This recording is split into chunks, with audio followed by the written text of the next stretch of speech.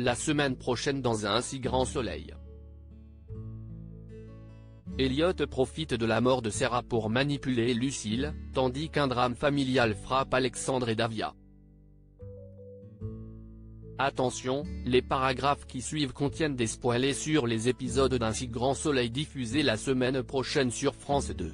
Elliot fomente sa libération à révolté de ne pas avoir pu obtenir les confessions de Sarah pour son livre. Joe entreprend de fouiller les circonstances de la mort de Sarah.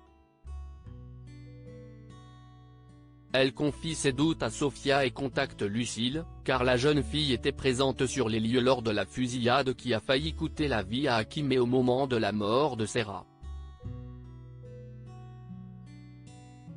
Ne croyant pas aux coïncidences, elle propose un marché à la jeune fille, donner sa version des faits sur la manière dont elle a obtenu les informations sur l'endroit où se cachait le gangster. Ou être harcelée en permanence par une horde de journalistes voulant le fin mot de l'affaire Sarah.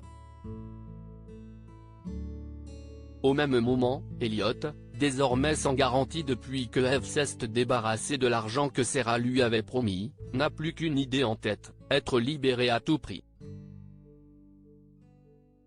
Pour cela, il demande à Lucille de mentir en disant à Joe qu'elle a eu les informations sur Sarah grâce à lui, car il était son codétenu. Si elle refuse, il menace de dénoncer Virgile et sa propre mère car ils ont couvert la cavale de Sarah. Acculée, Lucille n'a pas d'autre choix.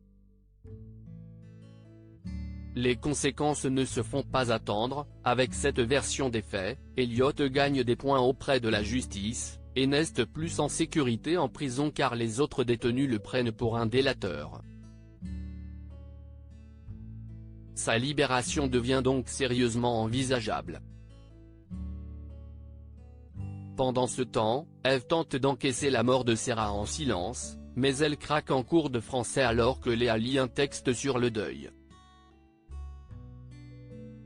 Virgile, inquiet, lui demande de rester discrète afin de ne pas attirer les soupçons sur eux. Mais face aux manœuvres d'Elliot, qui n'aurait pas hésité un seul instant à la dénoncer, Eve doit faire face à la réalité, son fils est un monstre. La famille d'Alex frappée par un crime antisémite. La famille d'Alexandre Lévy est victime d'un vol par effraction, ses parents sont séquestrés par deux individus cagoulés, persuadés qu'ils cachent une grande somme d'argent chez eux parce qu'ils sont juifs. La grand-mère d'Alexandre, très âgée, fait un infarctus suite au choc psychologique engendré par la scène. Les deux voleurs s'enfuient, mais il est trop tard lorsqu'Alex découvre sa famille ligotée et bâillonnée le soir. Sa grand-mère succombe d'un arrêt cardiaque.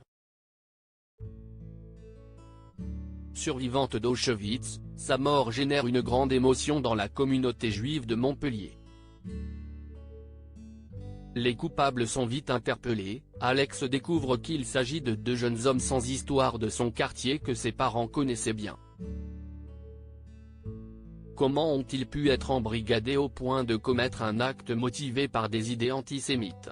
Alex tente de comprendre qui a pu manipuler les deux garçons. L'un d'entre eux s'avère être le grand frère d'Anissa, et son arrestation entraîne la perte de l'emploi de sa mère, désormais mal vue par les habitants du quartier. Au lycée, Arthur tente de se montrer compatissant pour son ami, mais elle blâme l'appartenance religieuse des victimes comme étant la raison pour laquelle son frère risque d'être jugé avec des circonstances aggravantes. Choqués par ses propos, les amis d'Arthur la boycottent. Gary devient parano depuis qu'il a vu Rebecca partir en voyage le week-end dernier sans lui en expliquer le motif et a adopté un comportement suspect. Gary est persuadé que sa petite amie lui cache quelque chose. Après avoir surpris un échange plutôt suspect entre elle et Julien Bastide, il en est convaincu, Rebecca le trompe avec son patron. Il décide de le prendre en filature un après-midi alors qu'il s'éclipse du bureau. Mais en arrivant devant la porte de sa chambre d'hôtel, il découvre que le 5 à 7 de son patron n'est autre que sa propre épouse, Alice Penaud, il ne demeure pas moins persuadé que Rebecca le trompe avec un autre. En réalité, la jeune femme a rendez-vous avec sa fille, Inès, afin de lui organiser une surprise.